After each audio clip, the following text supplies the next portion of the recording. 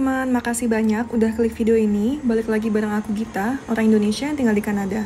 Hari ini aku lagi nunggu di halte bus deket rumah. Kita lagi nunggu bus nomor 10 yang datang sekitar 16 menitan lagi. Aku mau ajak teman-teman jalan-jalan ke taman favorit aku di Ottawa. Aku sama James mau foto-foto sebelum musim panas benar-benar berakhir. Mungkin teman-teman ada yang udah tahu atau belum, tapi fotografi itu adalah salah satu hobiku. Kadang aku suka pergi sendiri untuk foto pemandangan alam. Hari ini bawaan kami lumayan banyak, ada 3 tas plus 1 tas tripod yang James bawa.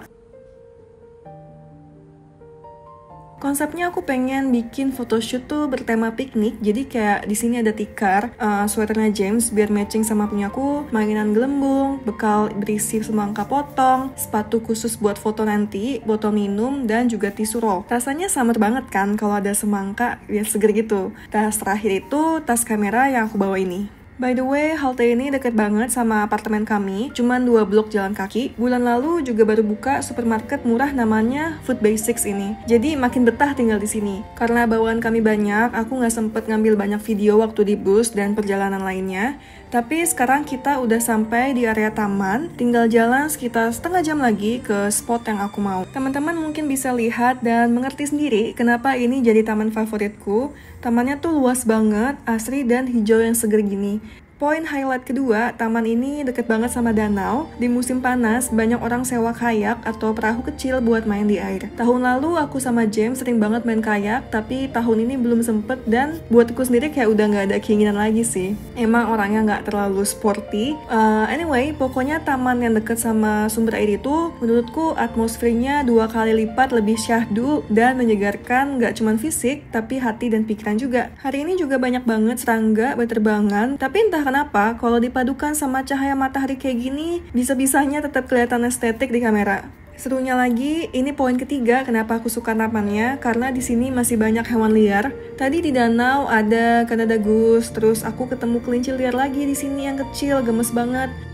Perjalanan lanjut lagi, jalurnya nyaman karena masih aspal datar dan banyak pohon-pohon rindang di sekitarnya. Banyak juga yang jogging atau naik sepeda. Sampai di bagian agak menanjak, pemandangannya pun makin cantik. Kami sempat istirahat sebentar di bangku yang tersedia. Oh ya, fun fact-nya, kebanyakan bangku-bangku di taman ini tuh hasil donasi untuk mengenang orang terkasih. Jadi biasanya ada plakat kecil di bangkunya. Aku lupa untuk videoin, tapi misalnya ada plakat bertulis like dedicated to my love forever in my heart, yang artinya kurang lebih kayak dipersembahkan untuk cintaku selamanya di hatiku, yang so sweet banget ya. Jadi kayak pas kita duduk di bangku ini sama kayak merasakan ini tuh tempat favorit mereka, tempat favorit seseorang dengan kenangan mereka sendiri.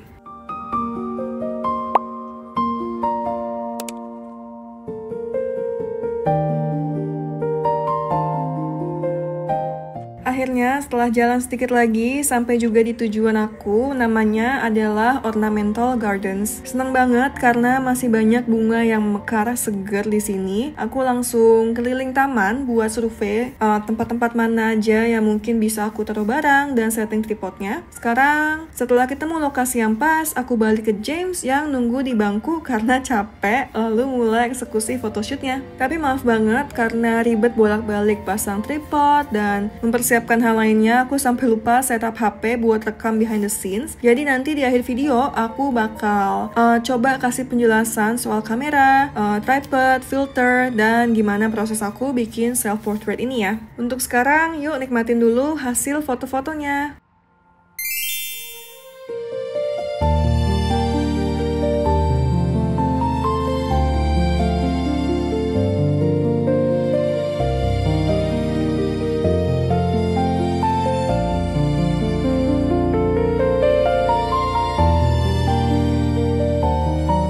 Jujur aku puas banget sama hasilnya karena menurut aku cahaya, tempat, dan pemandangannya itu semua pas. Cukup simple, tapi setelah diedit warnanya bisa berpadu dengan sangat manis. Halo lagi, dan makasih buat teman-teman yang masih nonton sampai saat ini. Seperti janji aku, sekarang aku mau coba cerita tentang kamera dan juga alat-alat lain yang aku gunakan untuk aku foto-foto, juga proses aku mempersiapkan photoshootnya. Tapi sebelumnya aku mau minta maaf kalau misalnya kalian dengar background sound atau ada suara berisik, karena Entah kenapa sekarang ini jam 9 malam, tapi tiba-tiba ada orang yang kayak marching band di bawah gitu.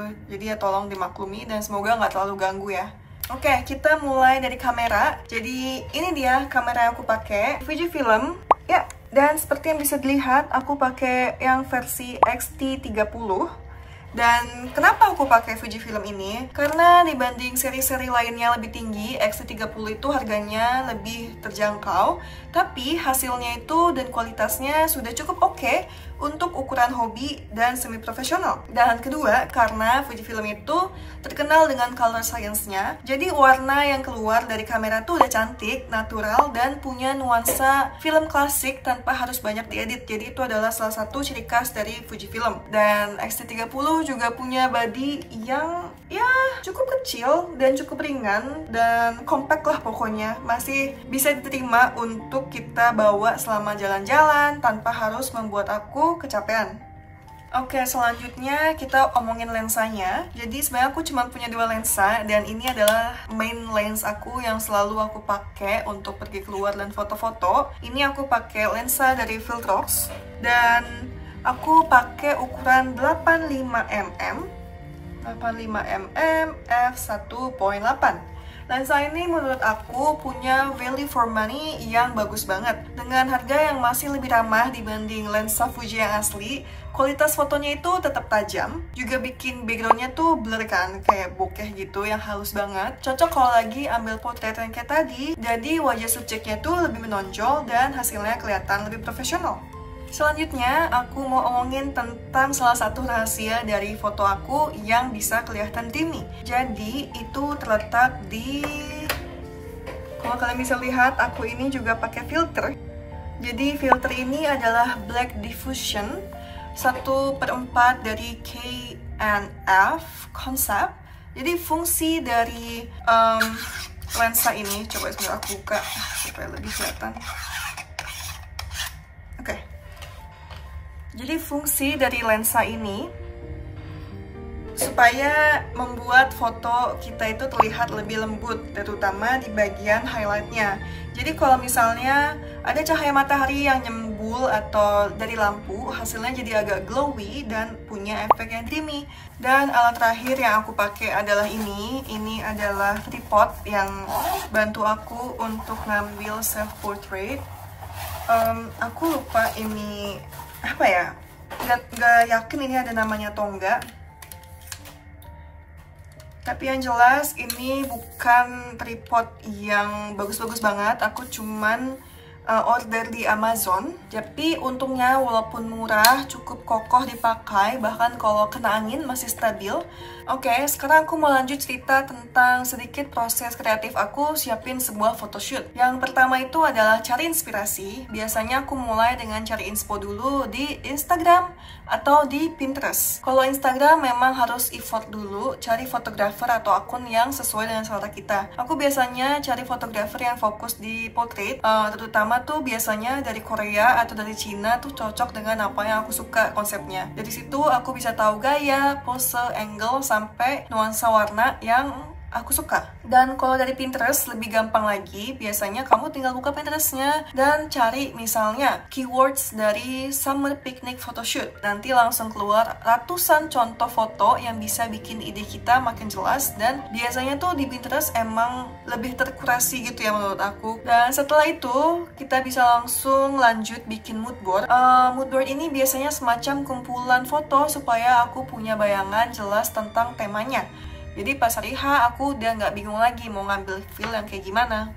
Terus yang ketiga itu siapkan pose, karena aku pribadi nggak terlalu jago pose. Biasanya aku screenshot pose-pose yang dari referensi, jadi pas udah sampai lokasi aku tinggal buka HP dan lihat contekan. Dan keempat, selain itu penting juga buat survei lokasi, perhatiin arah cahaya matahari. Kalau misalnya kamu udah tahu lokasinya, itu jauh lebih gampang, jadi kamu udah bisa kebayangkan. Tapi kalau misalnya enggak, itu cukup worth it sih untuk coba survei ke sana supaya nanti pas hari H nggak gagal. Kalau bisa ambil foto di jam golden hour atau pagi hari juga bisa, supaya hasilnya lebih hangat dan lebih lembut aja gitu. Dan terakhir adalah eksekusi dan review dalam photoshootnya. Jadi pas foto-foto, aku tuh selalu cek beberapa hasil di kamera beberapa kali. Jadi untuk melihat apakah posisi tripod aku, angle atau posenya butuh sedikit perubahan. Adjustment itu selalu diperlukan ya, jangan ragu untuk ulang kalau ada yang kurang pas, karena biasanya detail kecil justru bikin foto lebih bagus. Ya, jadi itu tadi sedikit sharing aku.